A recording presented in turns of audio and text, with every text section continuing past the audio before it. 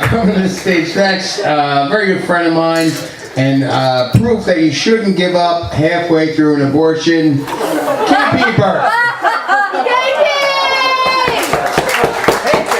Guys, I'll make this shit fast, okay? I promise. Jesus Christ. You guys remember when Kevin Smith stopped by yesterday? That was fucking great. Holy shit. Hey, Chris Covert, thanks for putting this together. If you're here, who's operating the Tilt-A-Whirl?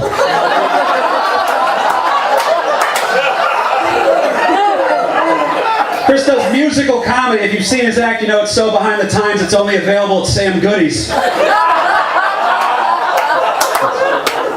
We covered it. Elsie's, right? In Red Bank. Everybody fucking knows it, right?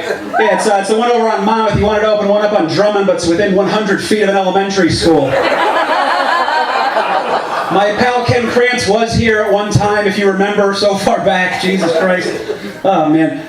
Ken, I just heard your CD, No Punchlines Required, and let me tell you, you have as much chance of making it in comedy as Caitlyn Jenner has of dying of ovarian cancer.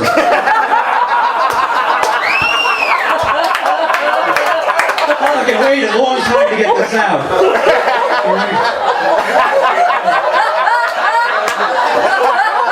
Somebody gotta pick. Fuck yeah. Yeah, righty, man. Jesus Christ. Ken's comedy career has taken him places, though. They're all Knights of Columbuses. Ken, you're an ugly white guy, but a handsome Jew.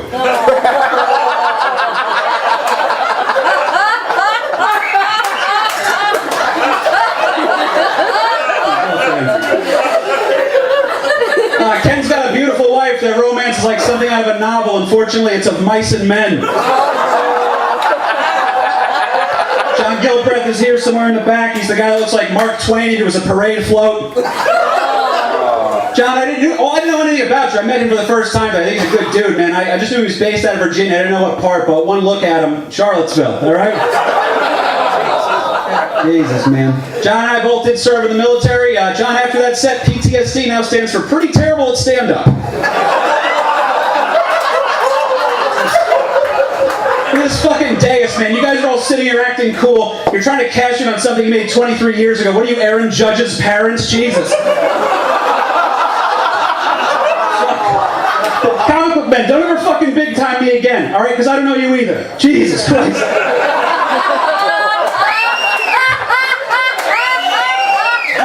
7 years of TV. Jeez, I'm so happy to be here, though. I'm not going to fucking lie, man. Ming Chen, you are an inspiration, by the way, for real, dude. If you don't know the story, Kevin Smith saw Ming Chen's Clerks fan website. You've been working for him ever since. And that's an inspiration for me, man, because I feel like now there's a chance that Katy Perry might hire me after all the YouTube videos I made about her taint. I do voiceovers and everything, monologues, sad music playing. Ming and I are both big G.I. Joe fans. We are, for real. I love that episode of Comic Book Men where you finally got the G.I. Joe aircraft carrier, the USS Flag, or as Ming calls it, the USS Frag. Collector was hesitant to give it to him only because he thought you were going to kamikaze a fucking plane into it.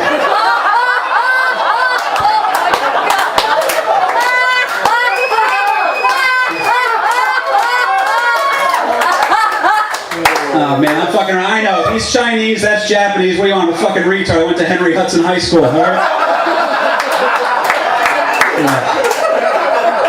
I don't know, man. I was drinking earlier, man. Fucking, my drink tastes funny. Ming, did you go pee-pee in this Coke?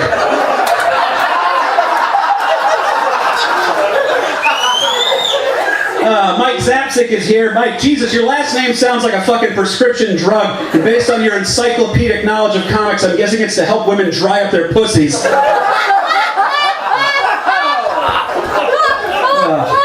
Mike lost his house to Hurricane Sandy and all of his electronics to Scott Schaefo's coke habit.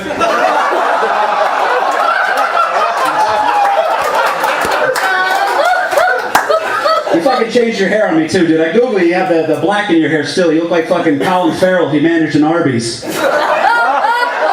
Now without it, you look like fucking Kenny Rogers if he managed a Roy Rogers. Mike says the hardest part of being on Comic Book Men is explaining to people that he's not Kevin Smith's dad. Brian Johnson's here. Tell him Steve Dave. Always wanted to say that. Sorry, it's a moment. Brian, you hairy fuck, I saw you in the bathroom earlier. I haven't seen a nappier asshole since I was wearing a Niners jersey. Sorry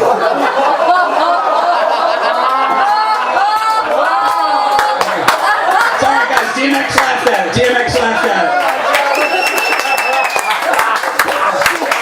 I came all the way from North Jersey, I'm doing this. James Brown. I saw fans attacking Brian outside earlier. I figured they just wanted a picture or an autograph, but they're actually protesting him, thinking he's a Confederate statue. Yeah. Imagine if I got that one out. Fuck. Brian's got an interesting look. People are always coming up to him on the street asking him why he blew up the World Trade Center. Don't worry, man. Same thing always happened to Osama over there. People were coming up to him in caves telling him how much they loved him in Mallrats. Please, no flash photography here tonight, guys. We don't care about you recording it. We just don't want to set off Scott Schaefo's pacemaker again. Scott, you have more prescription drugs in you than a donkey's ass on the Mexican border.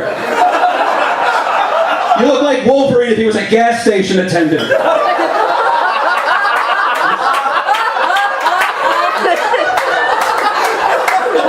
Scott's got a book of poetry about his life out. Before reading that, I never knew how many words rhymed with tranny hooker. Scott is such a junkie, the needle he used to shoot up with recently died of AIDS.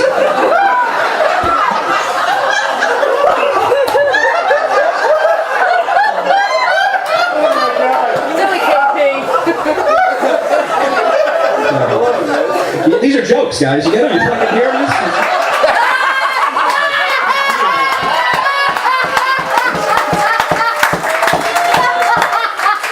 Jesus, Scott Schaefo's the only actor I know with a signed headshot hanging up in a halfway house.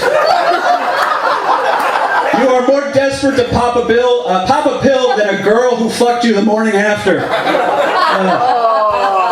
Scott, you knew we were going to hit you on the drug thing. Don't look at me surprised, brother, all right? Don't act like I'm some sort of a Mountie telling you can't come into Canada, all right? If you don't know that story, here's a great fucking story that I got getting to know these guys, man. Brian and Scott were on their way to a convention in Canada, and then Scott was denied entry at the border. So Brian, because he's a good friend, put him on the first bus back to Times Square by himself. What's the matter, Brian? There were no direct flights to Colombia available? I mean, there wasn't an opium den you could leave him in while you signed copies of Chasing Amy?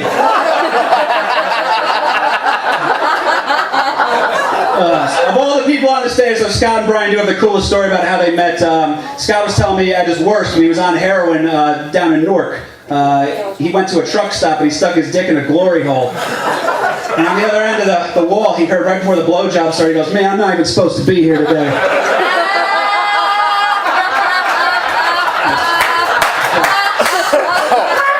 Right, man.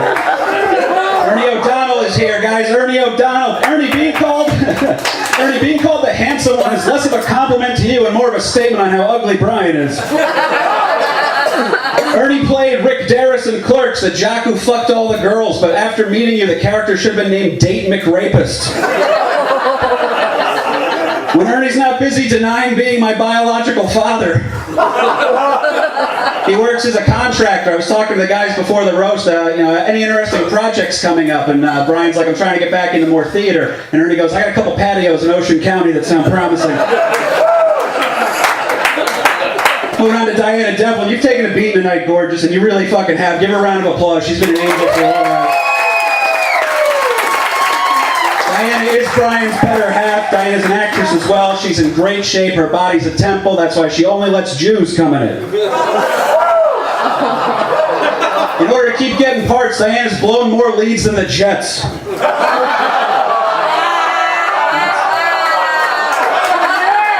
burning this shit when I'm done. Oh man, I'm joking, of course. Brian told me Diane's actually a good girl. She doesn't fool around in the first couple of dates, but luckily her acting sucks dick.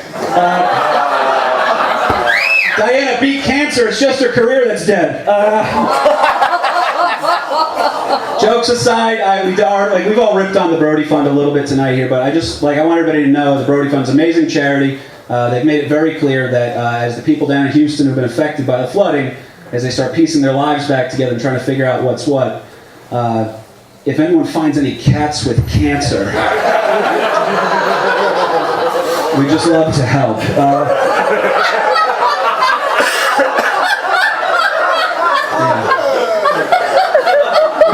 personally, I'm always confusing the Brody Fund with the Banky Fund, all right? That's my mistake. The Brody Fund is for cats with cancer. The Banky Fund is a charity to help inner city kids get their cum spit back into their mouths. That's the smartest one I wrote, all right? Oh, man. When Diana told Brian that she had cancer, both times Brian was like, oh, God, if only you were a cat, we could do something about this.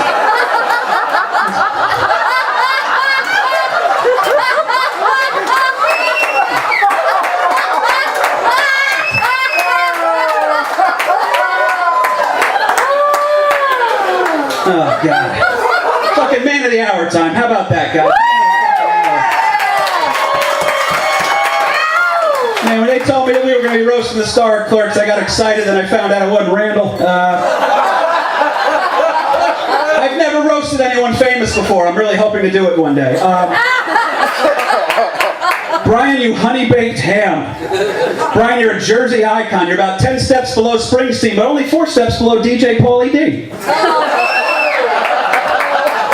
Brian is a proud first-generation Irishman. He carries on the immigrant tradition of not having health insurance.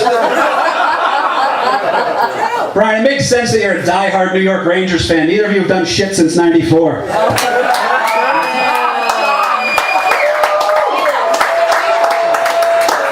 I wanted to watch your movie Vulgar for the roast, Brian. I really did. It was $3.99 to rent it or $1.50 for a signed copy.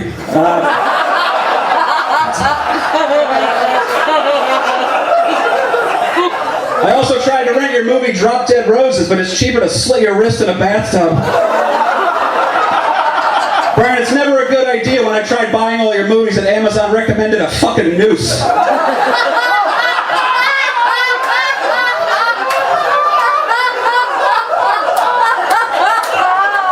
I watched Clerks so many times the fucking VHS ran out. It's one of my favorite movies of all time. If I flipped the script tonight and made you laugh like you made me laugh for 20 years, then this has been a fucking great time. Thank you.